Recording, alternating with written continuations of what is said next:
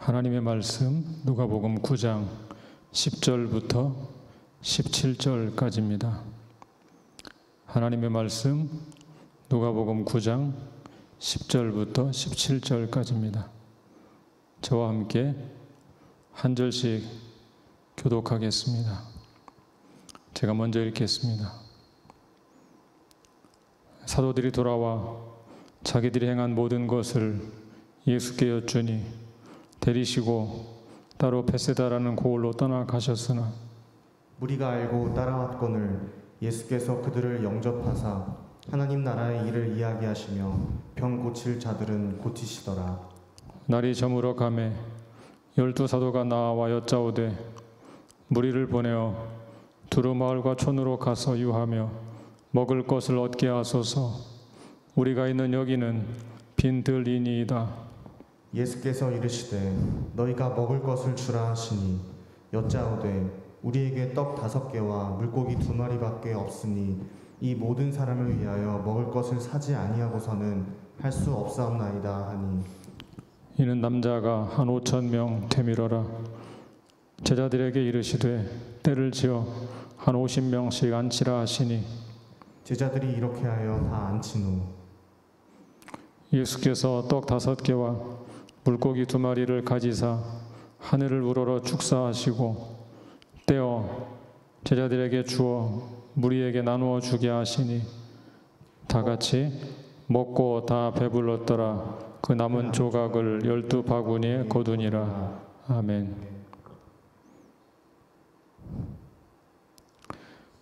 성경에 기록된 기적 가운데 오병이어의 사건만큼 널리 알려진 기적도 드물 것입니다. 아마 그리스도인이라면 누구나 이 사건을 알고 있을 것입니다. 이 사건은 단지 흥미있는 사건이기 때문에 널리 알려진 것은 아닙니다. 복음서에 기록된 기적 가운데 이 사건만 사복음서 모두에 기록되어 있습니다. 그 정도로 이 사건은 예수님의 생애와 사역에서 중요한 사건입니다. 성경에 기록된 사건의 의미를 잘 이해하려면 당시의 상황을 상상해 볼 필요가 있습니다. 이것은 실제로 일어났던 사건을 글로 옮겨 놓은 것입니다. 이런 사건을 좀 더 정확하게 이해하려면 실제 상황을 상상해 볼 필요가 있습니다. 한번 당시의 상황을 재구성해 보겠습니다. 이 사건에 등장하는 사람들은 누구입니까? 이 사건에 등장하는 사람들은 크게 3 그룹으로 나눌 수 있습니다. 그 3 그룹은 예수님, 12 제자들, 군중입니다. 이 3 그룹 가운데 중심인물은 누구일까요? 기본적으로 예수님은 언제나 중심인물이십니다. 복음서는 예수 그리스도의 삶과 사역에 대해 기록하고 있습니다. 예수님이 누구신가를 가르쳐주기 위해서 기록한 책입니다.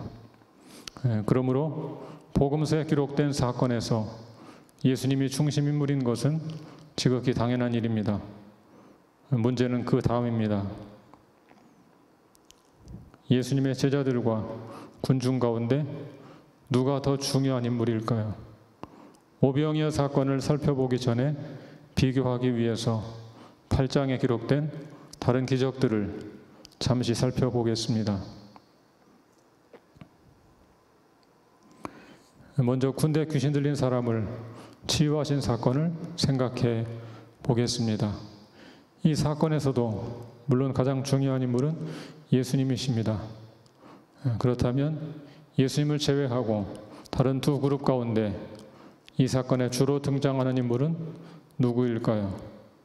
12 사도들일까요? 아니면 실제로 치유를 받은 이 사람일까요? 이 사건에는 12 사도들의 모습이 등장하지 않습니다. 영어로 말하면 12 제자들은 거의 엑스트라입니다. 그냥 주변에 서 있으면 됩니다. 대사가 전혀 없습니다. 예수님께서 제자들을 향하여 무엇인가 명령하거나 가르치는 것도 없습니다. 예수님은 이 사람에게 직접 하나님이 행하신 것을 증언하라고 당부하십니다. 이 사건에서 예수님을 제외한 중심 인물은 바로 귀신 들였다가 치료받은 이 사람입니다. 이제 야이로의 딸과 혈루증을 앓던 여인을 고친 기적들을 생각해 보겠습니다. 이 사건에서는 예수님의 제자들의 이름이 간간히 나옵니다. 베드로는 비록 한마디지만 대사도 있습니다. 그렇지만 여전히 예수님의 제자들은 엑스트라에 불과합니다. 이 사건에서도 역시 중요한 인물은 예수님과 질병을 고침받은 당사자 혹은 그 가족들입니다.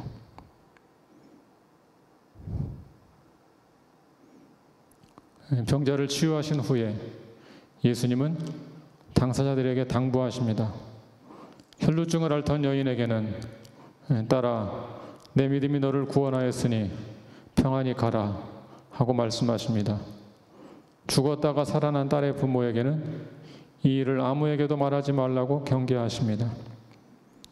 오늘 본문에 기록된 사건은 상황이 좀 다릅니다. 물론 예수님은 여전히 중심인물이십니다. 그런데 이 말씀에서 기적을 체험하는 당사자인 군중들은 아무런 말도 하지 않는 엑스트라에 불과합니다. 예수님께서도 기적을 행한 후에 군중들에게 아무런 말씀도 하지 않으십니다. 군중들도 기적에 대해 어떤 반응을 보였는지는 특별히 기록되어 있지 않습니다. 대신 주로 제자들이 예수님과 나눈 대화의 내용이 자세히 기록되어 있습니다. 이제 이 사건을 좀 더 자세히 살펴보겠습니다. 우리 10절과 11절을 같이 보겠습니다. 10절, 11절. 시작. 사도들이 돌아와 자기들이 행한 모든 것을 예수께 여쭈니 데리시고 따로 베세다라는 고을로 떠나가셨으나 무리가 알고 따라왔거늘 예수께서 그들을 영접하사 하나님 나라 일을 이야기하시며 병 고칠 자들은 고치시더라.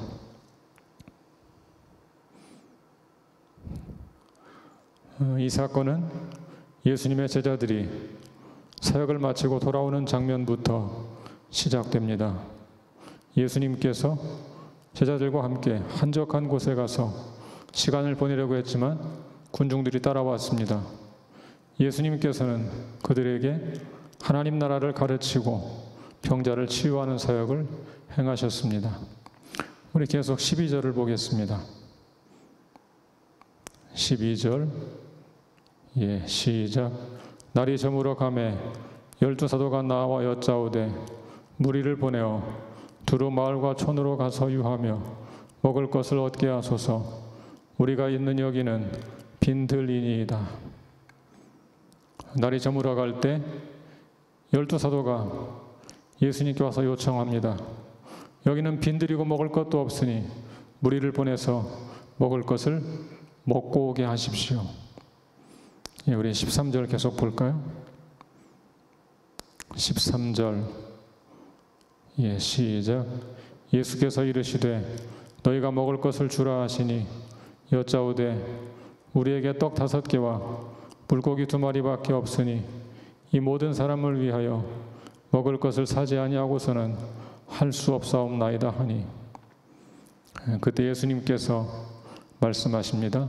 너희가 먹을 것을 주라. 너희가 먹을 것을 주라. 제자들이 말합니다. 우리가 가진 것은 떡 5개와 물고기 2마리뿐이니 이 사람들을 먹이려면 더 많은 것을 사야 합니다. 그 다음은 14절부터 17절까지 같이 읽어보겠습니다. 14절부터 17절. 같이 읽겠습니다. 시작. 이는 남자가 한 5,000명 되밀어라.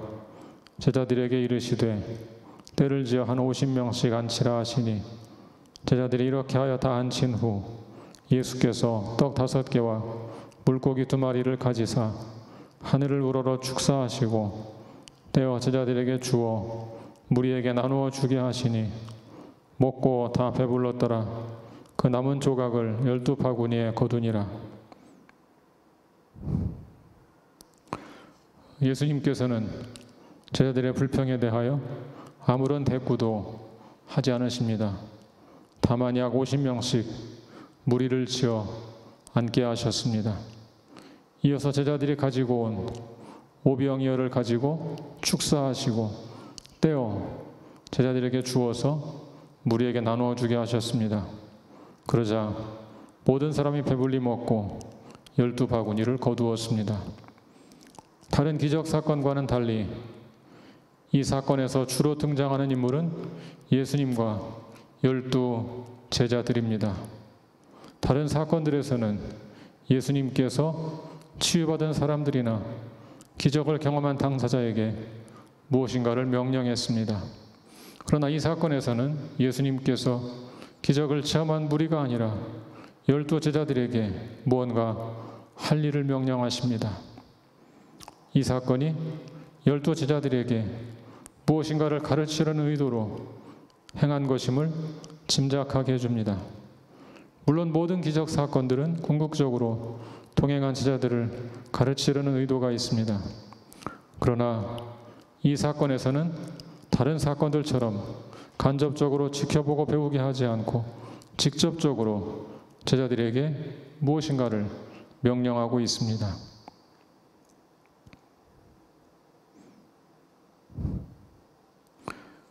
그래서 오늘은 주님께서 제자들에게 명령하신 말씀을 중심으로 이 사건의 의미를 찾아보려고 합니다. 복음서에 나오는 기적 사건들은 예수님의 신성을 드러내려는 목적이 있습니다. 이 사건도 예외가 아닙니다. 이 사건은 예수님이 누구신가를 묻는 헤롯의 질문에 뒤이어 등장합니다. 우리 누가복음 9장 9절을 같이 읽어보겠습니다. 누가복음 9장 9절 말씀. 시작. 헤롯이 이르되 요한은 내가 목을 베었거늘 이제 이런 일이 들리니 이 사람이 누군가 하며 그를 보고자 하더라. 문맥을 보면 헤롯의 질문에 대해 이 사건을 통해서 대답하고 있는 것입니다. 또한 이 사건 직후에 예수님께서는 제자들에게 너희는 나를 누구라 하느냐 하고 물으셨습니다. 이런 문맥을 볼 때 이 사건 역시 예수님이 누구신가를 드러내려는 목적이 있습니다. 그렇다면 예수님은 누구십니까? 요한복음의 표현을 인용한다면 예수님은 생명의 떡, 생명의 빵입니다. 그런데 여기서 한 가지 생각해 볼 것이 있습니다. 예수님께서 생명의 떡임을 가르치기 위해서 이 기적을 행한다면 무리를 먹이시고 그 무리로부터 인정을 받고 찬사를 받기만 하면 됩니다. 그런데 오늘 본문을 보면 예수님은 그 무리에게는 아무런 말씀도 하지 않습니다. 그 무리도 또한 주님께 아무런 말을 하지 않습니다. 기적을 일으키는 과정에서 주로 예수님과 대화하는 사람들은 무리가 아니라 제자들입니다. 왜 이 사건에서는 유독 제자들이 주요 인물로 등장하고 있을까요? 지난주에 살펴본 말씀인 누가복음 9장 1절을 같이 읽어보겠습니다. 누가복음 9장 1절 말씀 같이 읽습니다. 시작. 예수께서 12 제자를 불러 모으사 모든 귀신을 제어하며 병을 고치는 능력과 권위를 주시고. 이 말씀에 따르면 예수님은 제자들에게 사역을 위탁하셨습니다. 이 사건은 예수님께서 제자들에게 사역을 위탁하신 직후에 벌어졌습니다. 이것은 무엇을 말하는 것일까요? 생명의 떡이신 예수님을 증언하는 사역을 해야 할 사람들은 바로 제자들이라는 사실입니다. 그 사실을 가르치기 위해서 예수님은 제자들을 파송하여 사역을 감당하게 한 직후에 이 사건을 일으키십니다. 오늘 본문을 보면 예수님은 제자들을 통해 먹을 것을 나누어 주십니다. 왜 그렇게 하실까요? 그런 행동을 통하여 제자들에게 가르치려는 것이 무엇일까요? 한마디로 말하면 너희가 먹을 것을 주라, 그 말입니다. 너희가 먹을 것을 주라. 생명이 없는 이 시대, 생명의 떡인 예수를 전하여 굶주린 자들을 먹이라는 것입니다. 사랑하는 여러분, 이 명령은 12 사도들에게만 주신 것이 아닙니다. 이 명령은 지금 이 시대 주님의 사역을 계승하고 있는 우리에게도 동일하게 주신 명령입니다. 너희가 먹을 것을 주라. 우리가 먼저 생명의 떡이신 예수 그리스도를 모신 자라면 그를 모르는 자들에게 이 생명의 떡을 먹여야 한다는 동일한 명령이고 사명입니다. 그렇다면 먹을 것을 주는 자가 되려면 어떻게 해야 할까요? 첫째로, 먹을 것을 주는 자가 되려면 생명이 없는 세상을 긍휼히 여기는 마음을 가져야 합니다. 우리 10절을 같이 읽어보겠습니다. 10절 말씀, 같이 읽겠습니다. 시작. 사도들이 돌아와 자기들이 행한 모든 것을 예수께 여쭈니 데리시고 따로 베세다라는 고을로 떠나가셨으나 예수님은 그의 제자들과 함께 조용히 시간을 보내려고 베세다라는 한적한 마을로 가셨습니다. 예수님은 종종 무리를 떠나 제자들과 함께 시간을 보내셨습니다. 그러나 무리가 그냥 두지 않았습니다. 우리 11절 말씀 계속 같이 보겠습니다. 11절 말씀 시작. 무리가 알고 따라왔거늘 예수께서 그들을 영접하사 하나님 나라의 일을 이야기하시며 병 고칠 자들은 고치시더라.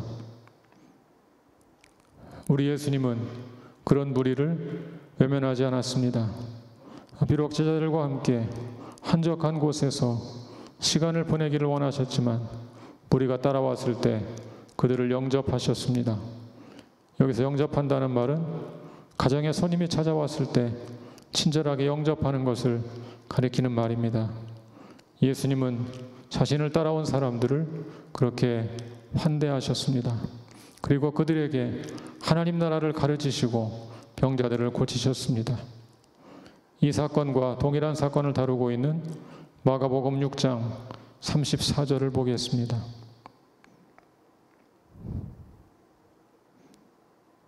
마가복음 6장 34절 시작. 예수께서 나오사 큰 무리를 보시고 그 목자 없는 양 같음으로 인하여 불쌍히 여기사 이에 여러 가지로 가르치시더라. 예수님께서는 그 무리를 보시고 목자 없는 양 같아서 불쌍히 여기셔서 여러 가지로 가르치셨다고 했습니다. 기적을 일으키실 때 주님께서는 먼저 그 사람을 바라보고 불쌍히 여기셨습니다. 고난 중에 있는 사람을 긍휼히 여기는 마음이 바로 하나님의 기적이 시작되는 자리입니다. 생명이 없는 이 세상에 생명의 떡을 주는 예수님의 제자가 되기를 사모하십니까? 그렇다면 먼저 고난당하는 자를 긍휼히 여기는 마음을 달라고 주님께 기도하시기 바랍니다. 그 마음에서 기적이 시작됩니다.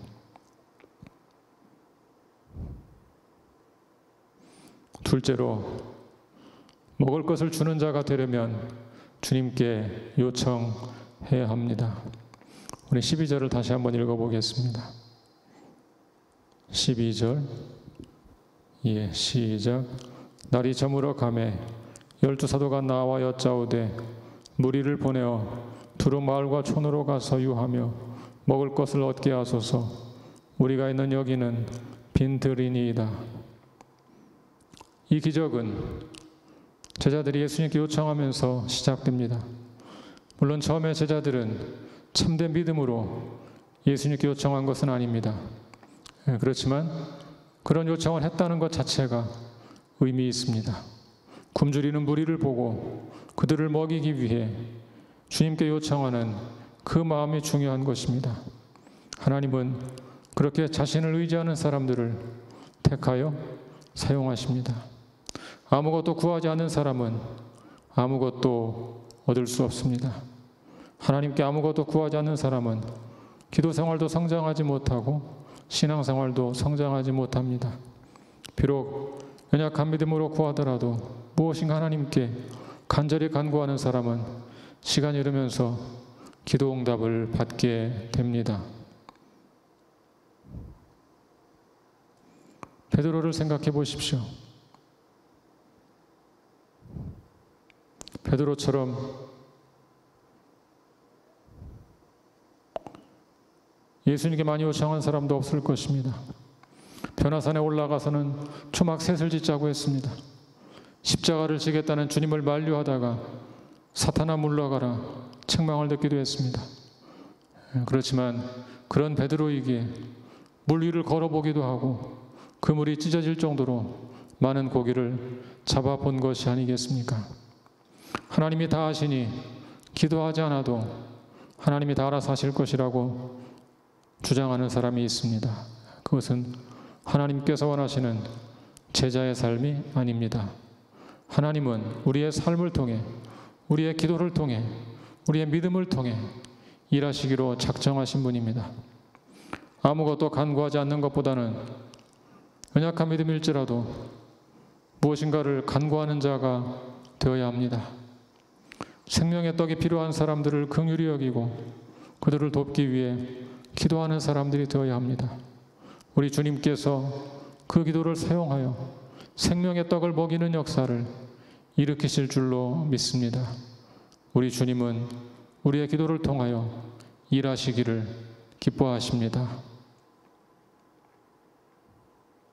셋째로, 먹을 것을 주는 자가 되려면 주님의 명령에 순종해야 합니다. 처음에 제자들은 예수님께 무리를 보내서 먹을 것을 얻게 하자고 요청했습니다. 그 요청에 대해 예수님은 어떻게 반응하셨습니까? 우리 13절을 같이 읽어보겠습니다. 13절 말씀. 시작. 예수께서 이르시되 너희가 먹을 것을 주라 하시니 여짜오되 우리에게 떡 5개와 물고기 2마리밖에 없으니 이 모든 사람을 위하여 먹을 것을 사지 아니하고서는 할 수 없사옵나이다 하니. 제자들의 요청에 대해 예수님은 뜻밖의 반응을 보입니다. 너희가 먹을 것을 주라. 너희가 먹을 것을 주라. 제자들은 그 명령을 이해할 수 없었습니다. 그래서 반문했습니다. 우리가 가지고 있는 것은 떡 5개와 물고기 2마리뿐인데 이것으로 어떻게 이 사람들을 먹이겠습니까? 어쩌면 제자들은 이렇게 생각했을지도 모릅니다. 우리 선생님은 현실을 너무 몰라. 언제 한번 헌금을 받아서 우리에게 맡기신 적이 있나? 재정 담당인 내게 돈이 있느냐고 물으신 적이 있나? 도대체 현실 감각이라고는 눈꼽만큼도 없는 분이야. 예수님은 제자들의 마음속에 드는 의문에 아랑곳하지 않고 계속 진행하십니다. 우리 14절과 15절을 같이 보겠습니다. 14, 15절. 같이 읽습니다. 시작. 이는 남자가 한 5,000명 되밀어라. 제자들에게 이르시되 때를 지어 한 50명씩 앉히라 하시니 제자들이 이렇게 하여 다 앉힌 후 예수님은 때를 지어 한 50명씩 앉히라고 명령하십니다. 이에 제자들은 말없이 그 명령에 순종합니다. 기도하다 보면 때로 주님께서 이해가 잘 되지 않는 응답을 주실 때가 있습니다. 본문에 있는 명령도 마찬가지입니다. 제자들은 이미 방법을 얘기했습니다. 이 많은 사람들을 먹이려면 식량을 많이 사야 합니다. 그런데 사실 살 돈도 없습니다. 그런 상황이면 예수님께서 뭔가 납득할 만한 설명을 해주면 얼마나 좋을까요? 간혹 그런 생각을 할 때가 있죠. 주님께서 제자들에게는 따로 귀뜸을 해주셨다면 얼마나 좋았을까? 제자들을 불러서 은밀하게 말씀해 주실 수도 있지 않을까. 얘들아, 걱정 말고 그것을 가지고 오너라. 내가 지금부터 기적을 일으켜서 오병이어를 가지고 이 사람들을 다 먹일 것이다. 내가 누구냐? 바람과 파도도 잔잔하게 한 사람이 아니냐. 이것으로 기적을 일으켜 주마. 그랬다면 제자들이 그래도 조금 안심을 하고 무엇인가 기대하는 마음으로 기다릴 수 있지 않았을까요? 그런데 주님께서는 한 말씀도 안 하시고 그저 무리를 한 50명씩 앉히라 하고 말씀하십니다. 무리를 앉히면서 얼마나 제자들의 마음이 불안했을까요? 그렇다면 왜 주님께서는 자세한 설명을 하지 않으실까요? 아마 기도하는 중에 이런 경험을 하신 분이 있을 것입니다. 기도하는 중에 주께서 응답해 주셨습니다. 그런데 그 응답이 잘 이해가 되지 않습니다. 그래서 다시 기도합니다. 그런데 여전히 주님께서는 동일한 응답만 하실 뿐 그 이유를 자세히 설명해 주지 않으십니다. 왜 그러실까요? 왜 그러실까요? 우리에게 믿음으로 순종하는 것이 무엇인가를 가르치려는 것입니다. 살다 보면 머리로는 다 이해할 수 없는 때가 있습니다. 그러나 다 이해할 수 없는 그 순간에도 믿음으로 순종해야 합니다. 그 믿음이 어떤 믿음입니까? 맹목적인 믿음인가요? 그렇지 않습니다. 그때 우리에게 필요한 믿음은 주님에 대한 신뢰입니다. 상황은 다 이해할 수 없습니다. 그렇지만 내가 믿고 신뢰할 수 있는 것이 있습니다. 그것은 바로 내게 이런 명령을 하시는 주님은 언제나 내게 신실한 분이라는 사실입니다. 그래서 비록 상황은 다 이해할 수 없지만 주님을 신뢰하는 믿음으로 말씀에 순종하는 것입니다. 이 상황을 다 이해할 수 없었지만 제자들은 오병이어를 드립니다. 예수님 명령대로 사람들을 자리에 앉게 합니다. 주님은 떡 5개와 물고기 2마리를 가지고 하늘을 우러러 축복 기도를 하십니다. 그리고 떼어 제자들에게 주어 나누어 주게 하십니다. 그때 그 자리에 있는 모든 사람들이 다 배불리 먹고 남은 조각을 12바구니나 거두는 기적이 일어났습니다. 사랑하는 성도 여러분, 왜 주님께서는 너희가 먹을 것을 주라 그렇게 명령하셨을까요? 그 이유는 제자들을 통해서 이 놀라운 구원 사역을 이루시기 위해서입니다. 왜 주님께서 우리에게 무엇인가를 주라고 요구하실까요? 우리를 사용해서 주님의 놀라운 구원 사역을 이루시기 위해서입니다. 주님이 능력이 없습니까? 주님께 돈이 없습니까? 왜 주님은 우리가 가진 그 작은 재능과 돈을 요구하십니까? 그 이유는 하나님 홀로 구원 사역을 행하지 않고 우리를 사용하여 이 위대한 역사를 이루시기 위해서입니다. 그러므로 주님의 부르심은 영광스러운 축복의 기회입니다.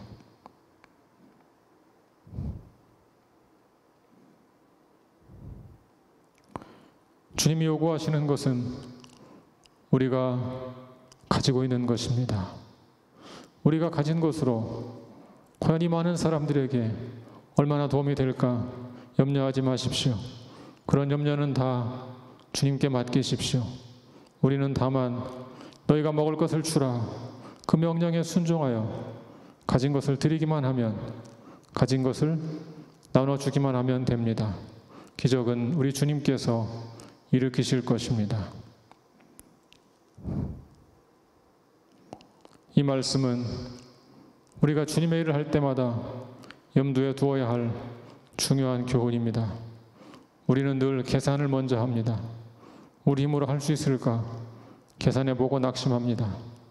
물론 계산하는 것 자체가 잘못된 것은 아닙니다.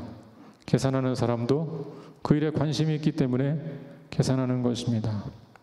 그러나 계산을 앞세우고 미리 염려하는 것은 믿음의 행동이 아닙니다. 우리 주님은 크신 분입니다. 전능하신 분입니다. 파도를 잔잔하게 하고 귀신을 내쫓고 죽은 자를 살리신 분입니다. 그분께서 내게 무엇인가를 요구할 때는 이미 그분의 입장에서는 다 계산이 서 있는 것입니다. 우리가 할 일은 우리를 통해 일하시려는 그분의 섭리에 순종하는 것입니다. 주님께서 말씀하시면 나같이 작은 자도 사용하시려는 그 은혜에 감사하는 마음으로 여러분의 마음, 여러분이 가진 재능과 재물을 내어 드리시기를 바랍니다. 우리 주님께서 여러분이 드린 것을 사용하여 크고 놀라운 역사를 일으키실 것입니다.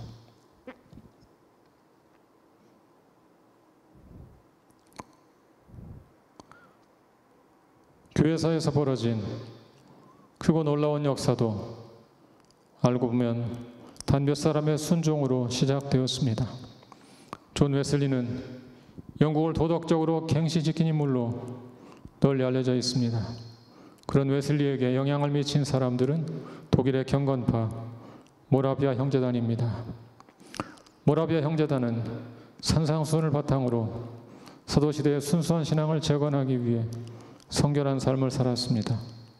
그런 모라비아 형제들이 웨슬리에게 영향을 미쳤고 웨슬리가 영국인들에게 영향을 미치면서 영국 전역이 도덕적으로 갱신된 것입니다.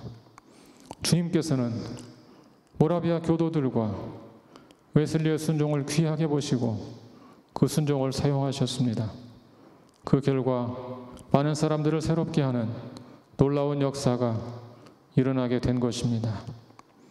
우리의 작은 순종이 큰 역사를 일으킬 것을 믿고 한 주간도 주님의 인도하심에 순종하며 사시기를 우리 주님의 이름으로 간절히 축원합니다. 함께 기도하겠습니다.